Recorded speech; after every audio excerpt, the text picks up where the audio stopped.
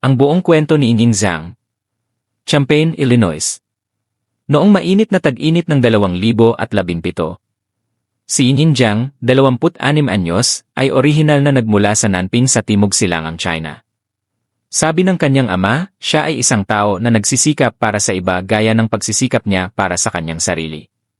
Lagi niyang gustong magbalik loob sa kanyang pamilya, sa kanyang mga kaibigan, at sa kanyang komunidad. Inilaan niya ang malaking bahagi ng nakaraang dekada sa edukasyon at palaging nangunguna sa klase. Ang musika ay isa pang hilig niya at siya ang bokalista sa isang banda. Nagtapos si Inying sa Sun Yat-sen University bago kumuha ng master's degree sa environmental engineering pagkaraan ng ilang taon. Siya ay isang visiting scholar sa Chinese Academy of Sciences bago siya nagpasyang gumawa ng malaking hakbang patungo sa Illinois, Amerika. Noong Abril 2017, nagpaalam si Inying sa kanyang pamilya at dumating sa States. Malungkot silang makita siyang aalis ng matagal, ngunit sabi ng kanyang ina, napaka-independent niya. Hindi mahalaga ang sasabihin ng iba, lagi niyang itutulak ang kanyang sarili. Sabi ng kanyang ina, sobrang nag-aalala ako, pero wala akong sinabi. Ayaw ko siyang takutin. May isang taong plano si Inying na magsagawa ng pananaliksik tungkol sa photosynthesis at crop productivity sa University of Illinois Urbana-Champaign. At pagkatapos nito, iniisip niyang kumuha ng ang tanging bagay na mas mahal niya kaysa sa pag-aaral ay ang ibahagi ang kaalamang iyon sa ibang tao. At ang maging isang propesor sa China ang tanging pangarap niya. Ang kanyang fiant na si Hao Xiaolin, na naiwan sa China, ay nagbibilang ng mga araw hanggang sa muli silang magkita. Unang silang nagkita habang nag-aaral sa universidad, kung saan sila ang naging una at ikalawa sa kanilang batch. Masaya silang nagpaplano para sa kasal sa Oktubre, na ilang buwan na lang ang layo. Hunyo 2017. 2 buwan na si Inying sa Illinois. Ibinuhos niya ang kanyang sarili sa pag-aaral, pagkakaroon ng mga bagong kaibigan, at pagyakap sa isang ganap na naibang buhay. At ang Hunyo 9 ay isang napakaabalang araw para sa kanya, puno ng trabaho at mga pagpupulong. Noong 8:30 dumating si Inying sa universidad para sa research. Nagkaroon siya ng mabilis na pahinga bandang 12 oras kung saan nagmamadali siyang bumalik sa kanyang dorm para magtanghalian. Pagkatapos noon, pupunta siya sa isang appointment sa isang letting agent sa pag-asang makakapirma ng lease para sa isang bagong apartment.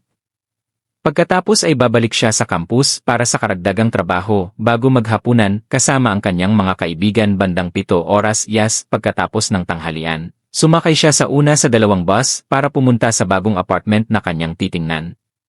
Nagpadala siya ng text sa agent noong 1:39 na nagsasabing mahuhuli siya ng mga 1:0 minuto. Sabi ng agent, walang problema. Ngunit noong 2:38 hindi pa rin siya sumisipot at kailangang nang umalis ng agent. Ilang tao ang sumubok na tawagan si Inying sa buong hapon, ngunit hindi siya sumasagot. Hindi rin siya nakarating sa kanyang research sa campus at hindi sumipot sa hapunan. Lampas 7:00 ng gabi, wala pa ring balita mula kay Inying, kaya tumawag ang isa niyang kaibigan sa campus police. Sinimulan nila ang paghahanap sa kanyang dorm room bandang 9 oras patay ang lahat ng ilaw, sarado ang mga bintana, at walang senyales ng pilit na pagpasok. Nahanap nila ang kanyang travel documents at ilang pera. Mahirap masiguro, pero ang lahat ng iniwan niya doon ay nagpapahiwatig na may intensyon siyang bumalik. Iniwan ng campus police ang kanilang contact details, umaasang pagdating ng umaga ay makakabalik siya at makikipag-ugnayan sa kanila. Baka stressed lang siya nitong mga nakaraang araw at kailangan lang ng pahinga, isip nila. Ngunit pagsapit ng tanghali kinabukasan, halos 24 oras na mula nang huling may makarinig sa kanya. Ngayong gabi, breaking news. Isang desperadong paghahanap para sa nawawalang estudyante ng University of Illinois, si Inying Zhang. Ito ay isa ng ganap na missing persons case, at sinimulan ng mga detective na i-trace ang kanyang telepono. Nakakuha sila ng signal malapit sa Illinois bus station, pero wala siyang bakas doon. Tinawag din ang MIA para tumulong. At mabuti na lamang, maraming kamera sa paligid ng campus na may magandang kalidad. Sigurado silang may makikita sila. Sa CCA mula sa kanyang unang bus, nakitang sumakay si Inying. Mukhang bakante ang bus at walang kahina-hinalang tao. Bumaba siya sa kabilang bahagi ng kalsada kung saan dapat siyang sumakay sa pangalawang bus, ngunit nakakadismayang nahuli siya ng ilang segundo. Sinubukan niyang habulin at kawayan ito pero wala ring nangyari. Nakita rin ito sa external camera ng pangalawang bus. Sa ikatlong kamera sa malapit, nakita si Inying na naglalakad sa kalye, huminto sa kanto, marahil habang gumagawa ng ibang plano sa pagbiyahe. Biglang may isang madilim na sasakyan na huminto sa tabi niya. Mukhang nagkaroon sila ng maikling usapan ng driver bago sumakay si Inying sa passenger side. Umalis ang sasakyan. Kilala ba niya ito? Taxi ba ito? O isang estranghero lang na nag-alok ng sakay?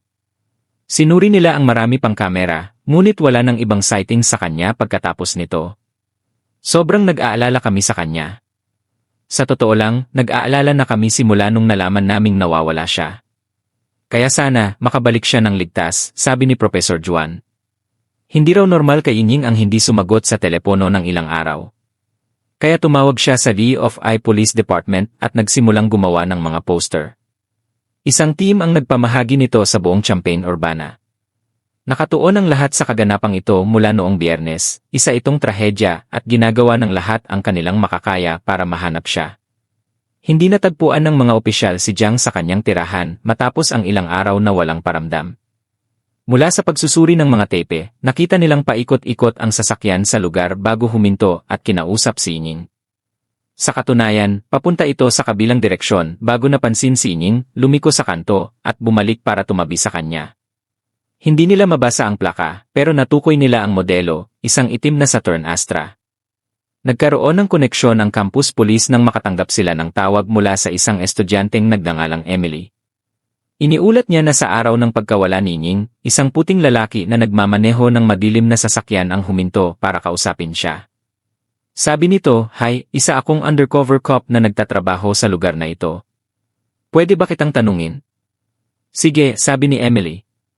Naglabas ang lalaki ng isang itim na badge. Inilarawan ito ni Emily na mukhang bahagi ng costume sa Halloween, mura at peke. Pinapasakay siya nito sa sasakyan pero tumanggi si Emily. Mukhang nabigla ang lalaki bago sinabing, "Sige, kung may makita kang kahina-hinala, tumawag ka sa pulis at saka umalis." Ito ay 4 na oras bago sumakay si Inying sa katulad na sasakyan. Sa pag-check sa system, nalaman ng mga investigador na mayroon lamang 18 na 4 na pintong Saturn Astra na rehistrado sa Champaign County, at higit sa kalahati ay agad na na-rule out dahil hindi tamang kulay. Mabilis na gumalaw ang mga bagay. Ang isa sa mga may-ari ay ang 28 anyos na si Brent Allen Christensen. Noong Hunyo 12, kumatok ang pulis sa kanyang pinto. Sabi ni Brent, hindi niya matandaan kung nasaan siya noong araw na iyon, pero hinala niya ay nasa bahay lang siya naglalaro ng video games o nag-apply ng trabaho. Siya at ang kanyang asawa ay nasa isang open relationship matapos masira ang kanilang pagsasama, pero nakatira pa rin doon ang asawa. Gayunpaman, wala sa bayan ang asawa niya noong araw na iyon, kaya hindi nito makumpirma ang kanyang kinaroroonan. Si Brent ay matagal ng residente ng Champaign, may master sa physics at dating E student. Kilala siya sa campus bilang isang teaching assistant. Wala siyang criminal record at sinabing wala siyang alam tungkol sa pagkawala ng babae.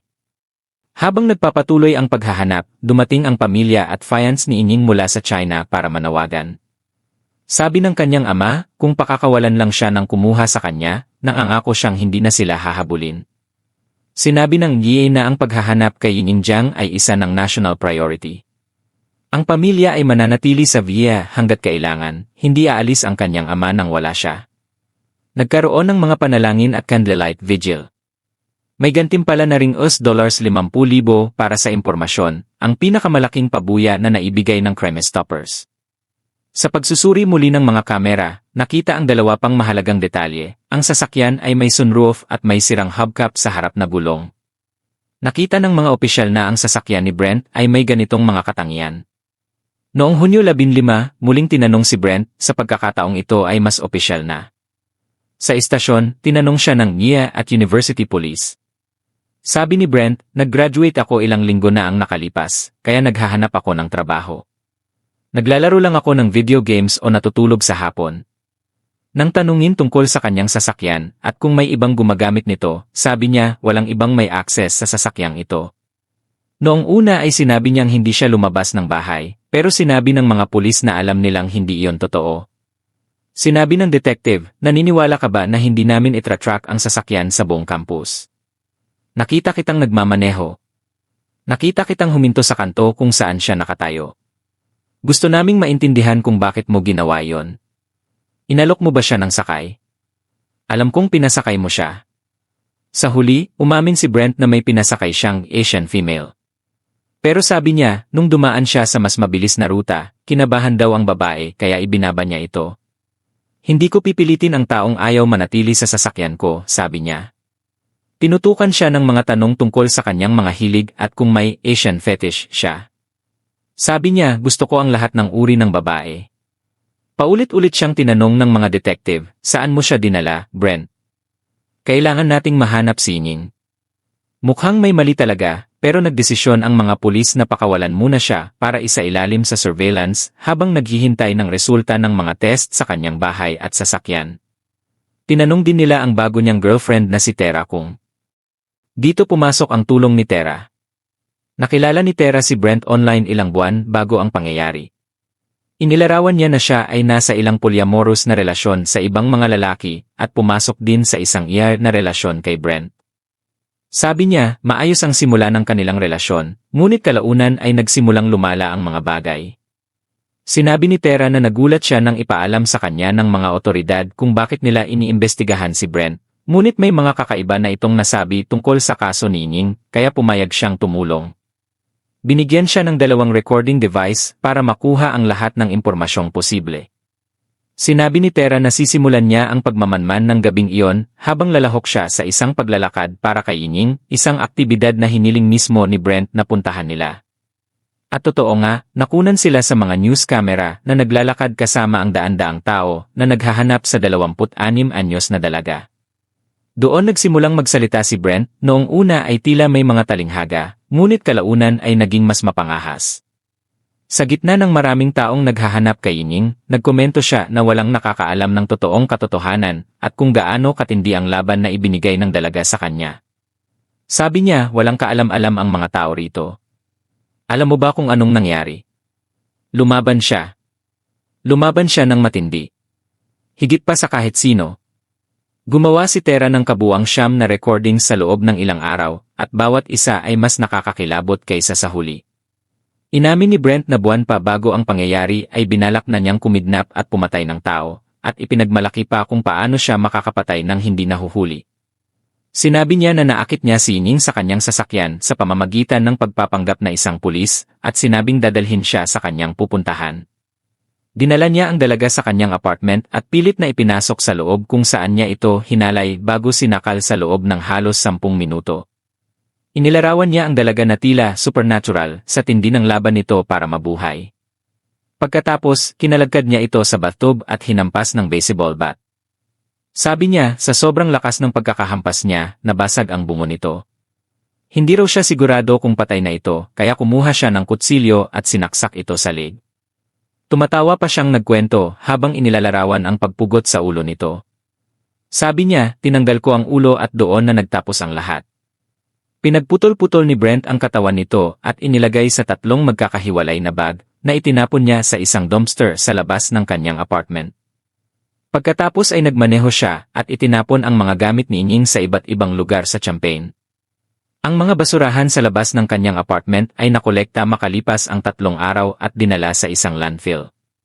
Sabi ni Brent, hinding-hindi na mahahanap ang katawan nito at ang pamilya nito ay babalik sa China ng luhaan at walang dala. Itinalintulad niya ang kanyang sarili sa serial killer na si Ted Bundy at ipinagmalaki kay Tera na magaling siya rito. Inangkin din niya na pumatay na siya ng 12 katao bago pa kay Ying. 4 na text ang ipinadala niya kay Tera na nagsasabing, ako yon. Siya ang pang-13. Wala na siya habang buhay. Sinabi ni Tera na kinailangan niyang magpanggap na sunod-sunuran, submissive, habang nire-record ito para hindi siya paghinalaan at para makakuha ng impormasyon. Natatakot ako na kung malalaman niyang marami na akong alam, baka hindi na rin ako maging ligtas, anya. Bagamat itinuturing pa ring missing person si Ying noon, alam na ng mga otoridad na ito ay isa ng kaso ng pagpatay. Noong kaarawan ni Brent, Hunyo 30, siya ay inaresto. Kinumpirma ng mga pagsusuri na ang dugo at DNA sa apartment ay kay Yining. Ang tsansa na ang DNA sa carpet ay mula sa ibang tao ay isa sa bawat 77 oktilyon, 77 na may 27 na zero. Sa kanyang mga gadgets, nakita ang mga post tungkol sa kidnapping at rape fantasies, pananaliksik tungkol sa mga serial killer, at mga nakakabagabag na larawan ng mga babae. Nalaman din na si Brent ay sumailalim sa counseling ilang buwan bago ang krimen, kung saan binanggit niya ang kanyang problema sa droga, alak, at mga kaisipang pumatay o manakit ng ibang tao. Sinabi niyang hanga siya kay Ted Bundy dahil ito ang pinakamasamang tao na narinig niya. Nahaharap siya sa kasong kidnapping na nagresulta sa kamatayan at pagsisinungaling sa RIE. Bagamat inalis na ng Illinois ang death penalty noong 2011, maaari pa ring hatulan si Brent nito dahil ang kaso niya ay nasa federal court. Noong una, nag-alok si Brent na aamin at ituturo ang katawan kapalit ng hindi pagpataw ng death penalty, ngunit alam ng mga prosecutor na manipulasyon lang ito dahil maliit na ang tiyansang mahanap ang labi ng dalaga. Sa gitna ng paglilitis, ang pamilya ni Yining ay nanatili sa VS, umaasang mahahanap pa rin siya. Ang kanyang ama ay nagpadala pa ng sulat sa White House para humingi ng tulong. Sa huli, napatunayang guilty si Brent sa lahat ng paratang. Ngunit pagdating sa sentensya, hindi nagkaisa ang hurado, deadlock, kung dapat ba siyang bitayin. Dahil dito, ang hukom ay nagpataw na lamang ng habambuhay na pagkabilanggo, life imprisonment, nang walang posibilidad ng parol. Pagkabasa ng hatol, yumuko si Brent at mumiti. Pinagalitan siya ng hukom dahil sa kawalan ng pagsisisi at pagtanggi na humingi ng paumanhin sa pamilya. Hanggang sa kasalukuyan, hindi pa rin natatagpuan ang labi ni Yining. Ayon sa mga investigador, ang mga labi niya ay maaaring mas maliit pa sa isang cellphone dahil sa tindi ng pagkakakompact ng basura sa landfill. Isang 600-foot na garden sa University of Illinois ang itinayo para sa alaala ni Yining. Ang kanyang pamilya ay nagtatag din ng isang endowment fund para suportahan ang mga international students na nasa krisis. Ang huling isinulat ni Yining sa kanyang journal ay, ang buhay ay masyadong maikli para maging karaniwan lang. Ilang buwan na lang sana ay babalik na siya sa China para magpakasal at tuparin ang pangarap na maging guro. Sabi ng kanyang ama, ang napakagandang anak kong ito ang aking lahat. Hindi ko alam kung paano itutuloy ang buhay nang wala siya.